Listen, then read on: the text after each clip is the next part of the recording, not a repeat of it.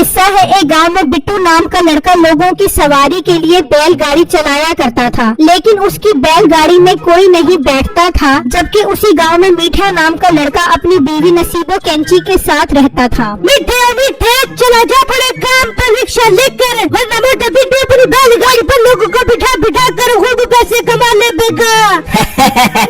नसीबा मेरी जान की डोटी, उस मोटे बिट्टू की बैलगाड़ी की आहिस्ता चलती है कि पैदल चलने वाले लोग भी उससे आगे निकल जाते हैं। तो फिक्र मत कर, कोई भी उसकी बैलगाड़ी पर नहीं बैठेगा। पर मीठे तू तो जा बड़े काम पर और खूब पैसा कमा के आ दियो, और आते हुए मेरे लिए 20,000 मत भूलियो। अच्छा आते हुए तेरे लिए पीस नान भी लेता होगा। फिर मीठा रिक्शा लेकर घर से निकलता है, जबकि बिट्टू के पास कोई सवारी नहीं बैठती। अंकल मेरे प्यारे अंकल आ जाओ, मैं आपको छोड़ देता हूँ, वो भी कम पैसों में। नहीं बेटा तू रहने दे, तेरी बैलगाड़ी से बेहतर है मैं पैदल ही चला जाऊँ, तेरी बैलगाड़ी से पहले ही पहुँच जाऊंगा। इतने में मीठा वहाँ पहुँच जाता है। चाचा जी इधर आ जाओ, मैं छोड़ देता हूँ। बेटा कितने पैसे लेगा साथ वाले गाँव जाने के लिए? चाचा जी सिर्फ और सिर्फ 100 रुपए दे देना। ठीक है बेटा ले चल। फिर मीठा उस आदमी को रिक्शे पर ले जाता है, जबकि बिट्टू बहुत उदास हो जाता है। हाय बड़ी अल्लाह मैं क्या करूँ, कोई भी मेरी बैलगाड़ी पर नहीं बैठ रहा। अगर इसी तरह चलता रहा तो मैं तो भूख से मर जाऊंगा। फिर बिट्टू घर आ जाता है। बिट्टू जी क्या हुआ, आप इतनी जल्दी क्यों घर आ गए? बेटा वहाँ खड़े होकर भी क्या करना, लोग मेरी बैलगाड़ी पर बैठते ही नहीं है, सब लोग बीठे बैठे रिक्शे पर बैठते हैं। तो बिट्टू जी आप एक काम करें, इस बैलगाड़ी को बेचकर ऑटो रिक्शा ले लें। बेगम खबरदार जो अड्डे के बाद इस बैल को बेचने की बात की तो मैं इस बैल से बहुत प्यार करता हूँ। अच्छा बिट्टू आप नाराज मत हो, फिर एक काम करें, सेठ साहब से उधार पैसे पकड़ ले, फिर रिक्शा खरीद कर उससे पैसे कमाए और सेठ साहब का उधार भी उतार दे। हाँ बेगम ये तो आपने बहुत अच्छी बात की है, मैं जाता हूँ सेठ साहब के पास। फिर बिट्टू घर से निकलता है और सेठ साहब के पास जा रहा होता है, तो रास्ते में उसे मीठा मिल जाता है। बिट्टू पैदल किधर जा रहा है? चल तुझे अकल तो आ गई कि बैलगाड़ी पर जाने से बेहतर है बंदा पैदल ही चल पड़े। उड़ा लो मीठे भाई, मेरा मजाक उड़ा लो, बड़ा बहुत हो गया, देख रहा मैं भी रिक्शा लूंगा और खूब पैसे कमाऊंगा। पर मोटे पेट वाले गैंडे तू इतने पैसे कहाँ से लेकर आएगा?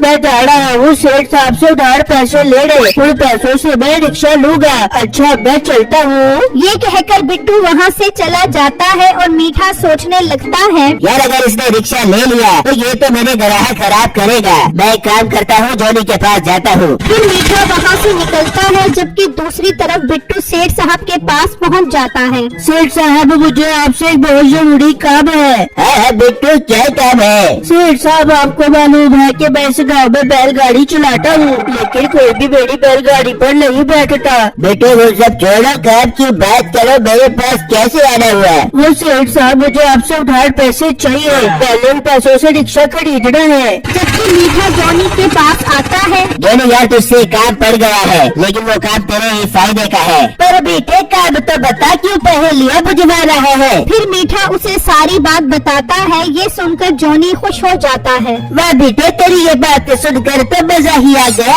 अब देख मैं उस बिट्टू से कैसे पैसे छीनता हूँ। बस जॉनी तो उससे पैसे छीन कर खुद ही रख ली, ताकि वो मोटा बिट्टू रिक्शा ही ना खरीद सके। बेटे तू बेफिक्र हो जा, मैं जाता हूँ अपने दोस्त के साथ उससे पैसे छीनने। फिर जॉनी वहाँ से निकलता है, जबकि सेठ साहब बिट्टू से कुछ शर्तें रखता है। सेठ साहब मुझे पूरी उम्मीद है शर्तों की नौबत नहीं आएगी, मैं आपके पैसे टाइम पर ही दे दिया करूँगा। ठीक है बिट्टू, जाओ बच्ची मेरी अलमारी से 1 लाख रुपए लेकर आओ। सेठ के घर के बाहर जॉनी और उसका दोस्त छुपे होते हैं। जॉनी वो लड़का अभी तक आया नहीं, हमें अब कितना इंतजार करना पड़ेगा। यार वो बस आने ही वाला होगा। इतने में बिट्टू पैसे लेकर सेठ के घर से निकलता है। यार वो देख वो बिट्टू आ गया, चलिए इससे पैसे छीनते हैं। बिट्टू पैसे लेकर जा रहा होता है, तो वो बिट्टू के पास आ जाते हैं। चलो लड़के ये पैसों का भाग हमें दोगे। भाई मैं आपको ये क्यों टू आप कौन हो? यार मुझे लगता है ये पैसों का बैग ऐसे नहीं देगा, इसकी टांगे तोड़नी पड़ेगी। भाई मेरे साथ ऐसा मत करो, मैं बहुत गरीब इंसान हूँ। तुझे गरीब होने किया है, चलो शाबाश ये बैग दे।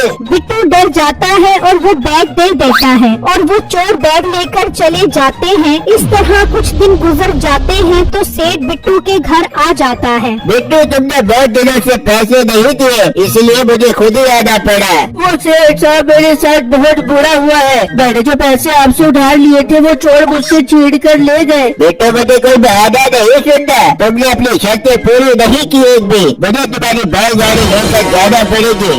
नहीं सेठ साहब आप ऐसा मत करे, मैं इस बैल से बहुत प्यार करता हूँ। आप मुझे एक हफ्ते का टाइम दे दे, मैं थोड़े थोड़े करके आपके सारे उधार वाले पैसे उठा दूंगा। एक हफ्ते का टाइम है तुम्हारे पास। फिर सेठ वहाँ से चला जाता है तो बिट्टू की बीवी कहती है, बिट्टू आपने एक हफ्ते का टाइम तो लिया है, पर आप कहाँ से पैसे देंगे? मैं इस बैलगाड़ी पर जाता हूँ रोजी करने के लिए। पर बिट्टू आपकी बैलगाड़ी पर तो कोई बैठेगा ही नहीं, सब मीठे भाई के नीचे पर ही सफर करेंगे। बेगम हमारे पास और कोई रास्ता भी तो नहीं है, मैं बैलगाड़ी पर जाता हूँ, शायद कोई सवारी मिल जाए। फिर बिट्टू बैलगाड़ी लेकर आ जाता है। मोटे आ गया तो अपनी औकात पर, बड़ा तो रिक्शा लेने वाली बातें कर रहा था। बिट्टू मायूसी में सब बातें सुनता रहता है तो दो औरतें आती हैं। बाजी करा जाए बड़ी बैलगाड़ी पर, मैं बहुत सस्ते में आपको छोड़ दूंगा। नहीं हमने बैलगाड़ी पर बैठकर देर से नहीं पहुँचना, हम रिक्शे पर जाएंगे। रिक्शे वाले भाई हमने इस गाँव के सरकारी अस्पताल में जाना है। ठीक है ले चलूंगा, पर 150 रुपए लगेंगे।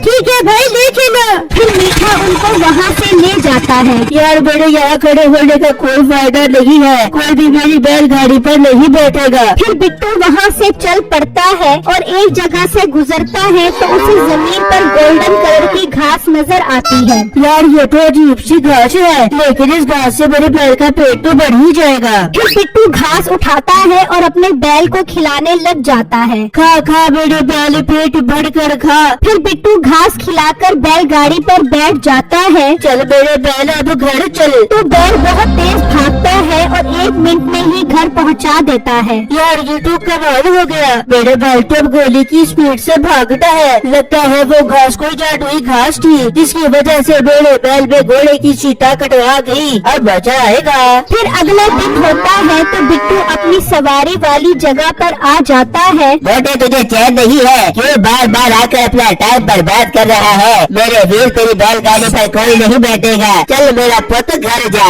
इतने में 2 आदमी मीठे के पास आते हैं। भाई साहब अपने पोस्ट ऑफिस जाना है, कितने पैसे लोगे? 100 रुपए लूंगा एक सवारी के, आप 2 लोग हो 200 रुपए लगेंगे। ये तो तुम बहुत ज्यादा पैसे मांग रहे हो। भाई आप मेरी बैलगाड़ी पर चल पड़ो, मैं आपसे 20 रुपए लूंगा। हम पूरी बैलगाड़ी पर बैठ कर किधर से नहीं पहुँचना चाहते कि पोस्ट ऑफिस सीधा भाई आपको इस रिक्शे से जल्दी पहुँचा दूंगा, अगर ना पहुँचा सका तो आप 1 रुपया भी मत देना। चल यार एक काम करते हैं, मैं इस बैलगाड़ी पर बैठ जाता हूँ, ऑटो रिक्शे पर आ जाए, इस तरह हमारे 120 रुपए लगेंगे। फिर एक आदमी रिक्शे में बैठ जाता है और एक बैलगाड़ी में। फिर मीठा सवारी लेकर चला जाता है। चल बैलगाड़ी वाले चल, अब तुझे वैसे भी बहुत टाइम लगेगा पहुँचने में। नहीं भाई टाइम नहीं लगेगा, अब देखो मेरी बैलगाड़ी का कमाल, चल मेरे बैल चल। फिर बिट्टू का बैल बहुत तेज भागता है और मीठा पीछे ही रह जाता है। यार ये इसके बैल को क्या हो गया,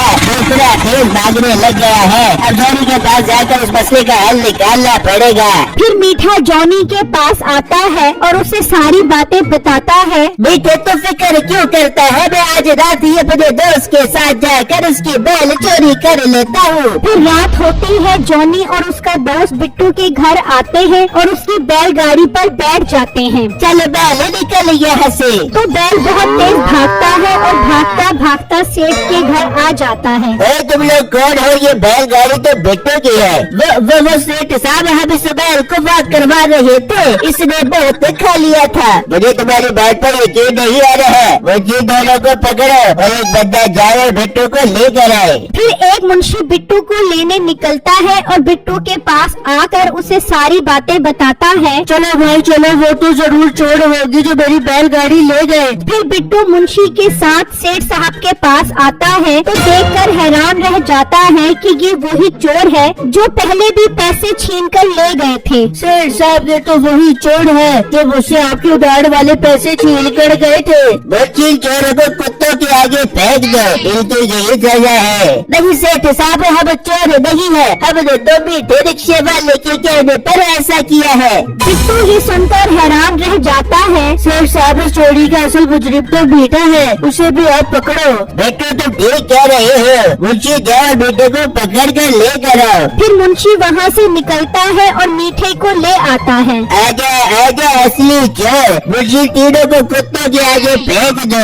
नहीं सेठ साहब ऐसा मत करो, बेटू प्लीज हमें बचा लो, मैं ये गाँव छोड़ कर चला जाता हूँ, तुम सुकून से अपनी रोजी कमाना। भाई तूने जो पैसे चोरी किए थे वो किधर है? जोनी वो पैसे वापस कर। बेटे वो तो मैं खा गया। सेठ साहब आप एक काम करो, इस बेटे से इसका रिक्शा ले लो उन पैसों के बदले।